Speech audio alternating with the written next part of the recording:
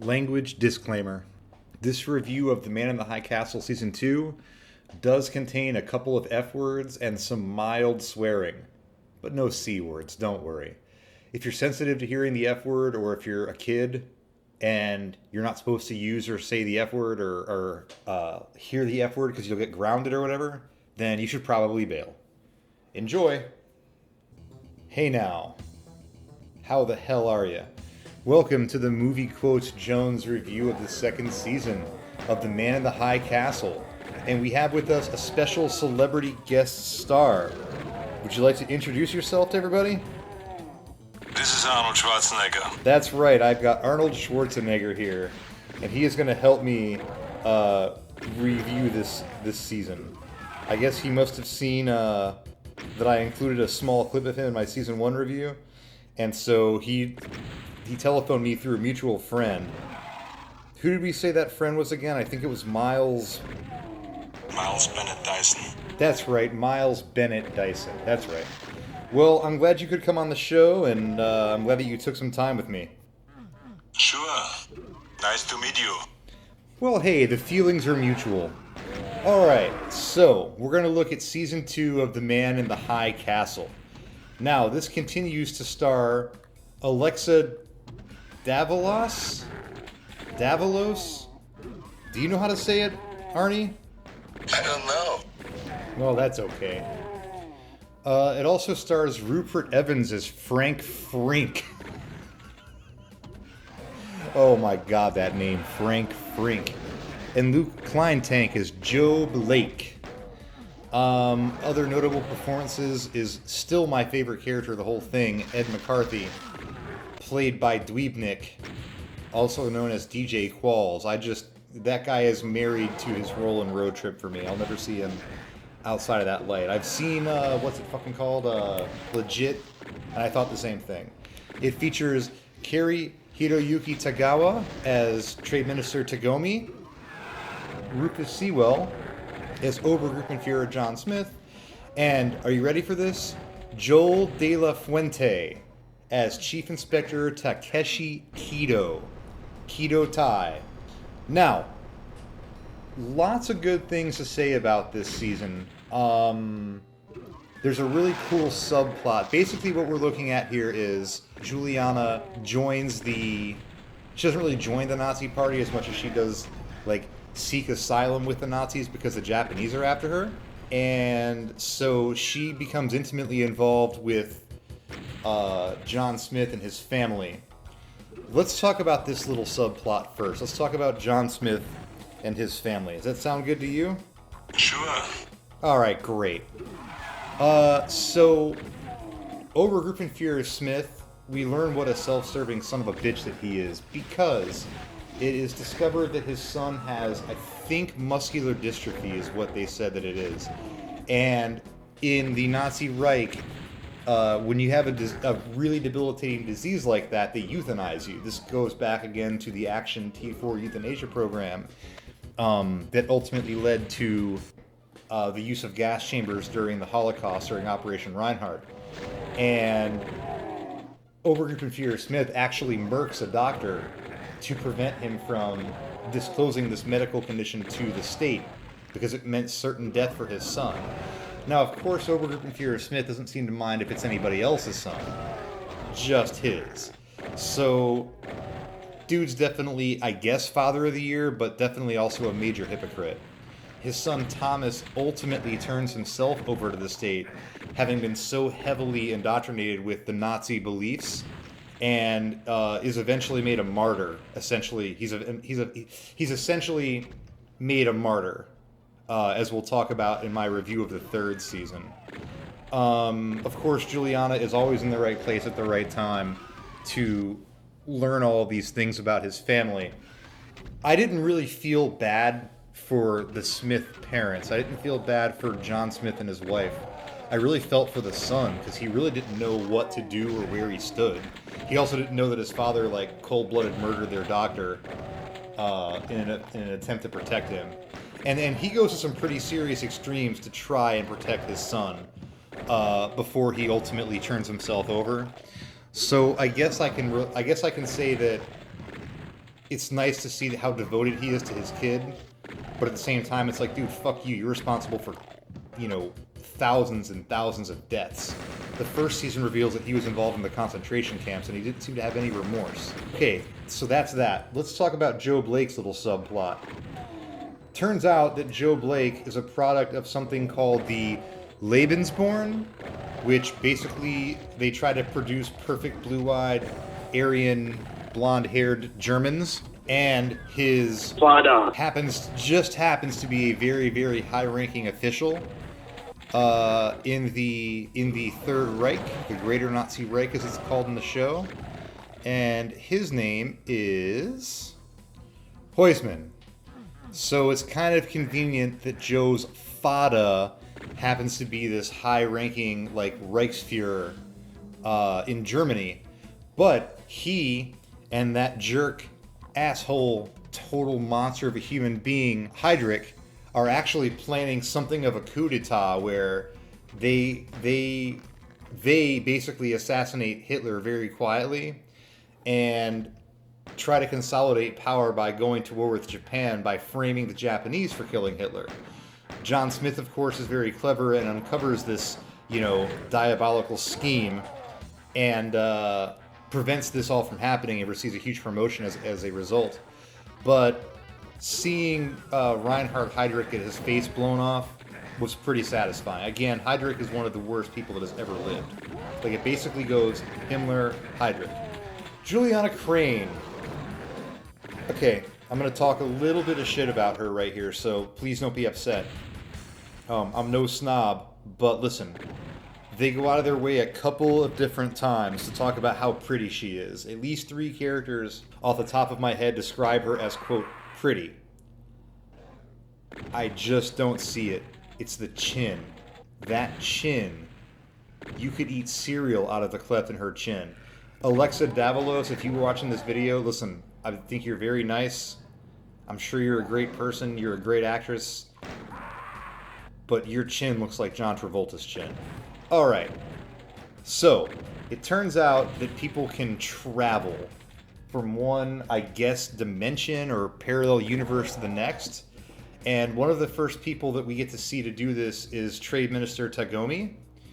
And it turns out he's not the only one. We learn more and more about this in the 3rd season. But he is able to go into a different alternate universe where Juliana is married to, I think, his son. And he's like this drunk fuck-up, but he makes amends, of course, because he's Tagomi. He's awesome. I guess that's kind of cool. Frank Frink. Frank Frink. Do you like the name Frank Frink, Arnie? No. Yeah, I don't blame you. It's pretty silly. Would you make a deal with somebody named Frank Frink? No deal. Yeah, I wouldn't either. His name's too stupid. Well, he and his stupid name get pretty heavily involved, that is, with the underground resistance. And it turns out that the people in the underground resistance are pretty crazy, pretty extreme and radical. I'm sure that there is some social commentary in there. One of Frank's more poignant moments is when during a later episode, he actually says something like, he finds out that Juliana has been,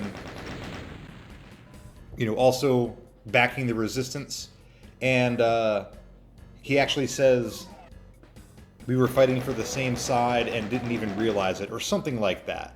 Because those two were not in contact for most of the 2nd season. Matter of fact, I don't think they had any contact in the 2nd season.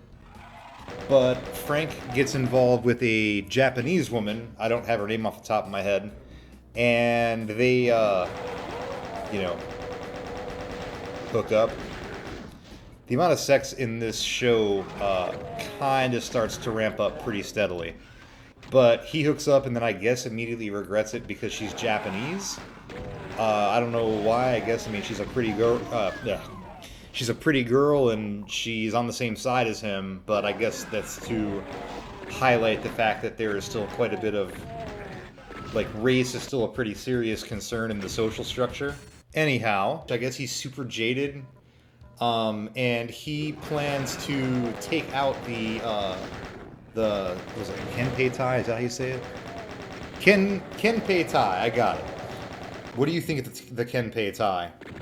Terrific. No, you don't. Come on, you gotta be serious. I was wrong. I'm sorry. Okay, that's what I thought. And so, one episode, he and this Japanese woman that's a part of the resistance with him break into their headquarters, and Frank, actually gets a shot off and shoots Keto. Then this bomb blows up and blows up this whole building. Now, Keto escapes with, like, basically superficial wounds in spite of being shot and exploded. I remember saying to myself, oh my god, his glasses aren't even broken. We get a new actress, we get a new character. Now, this new actress plays Nicole, and she works for Goebbels' Ministry of Propaganda. I kept finding myself calling her two things. Not Heather Graham, and not Elsa. You know Elsa from The Last Crusade, Indiana Jones and The Last Crusade? So I will be changing intermittently between those two names. Quick digression here. Elsa Schneider is played by an actress called Allison Doody. Doody! Whatever, though, you know, silly name aside, I'd still go there.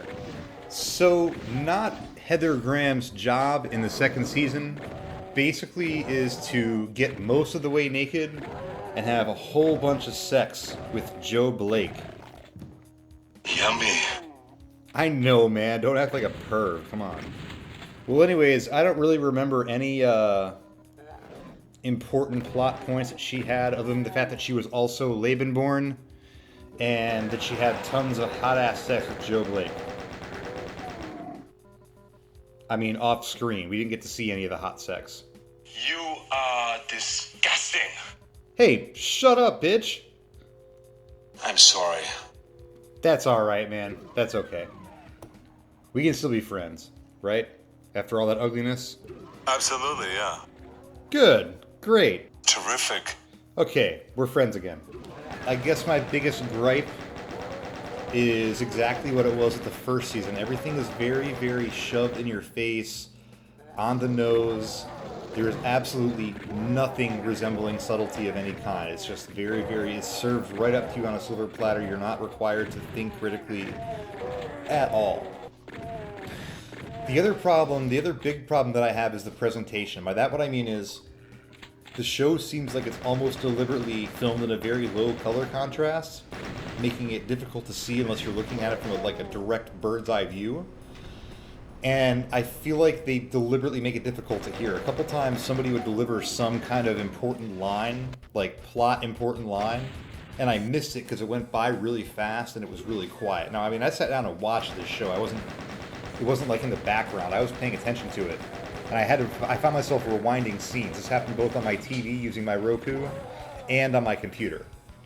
So I could have done with like a cleaner presentation, I guess. And there in the first episode of the second season, I think I mentioned this in my last review, we are led to believe that Juliana Crane is shot twice.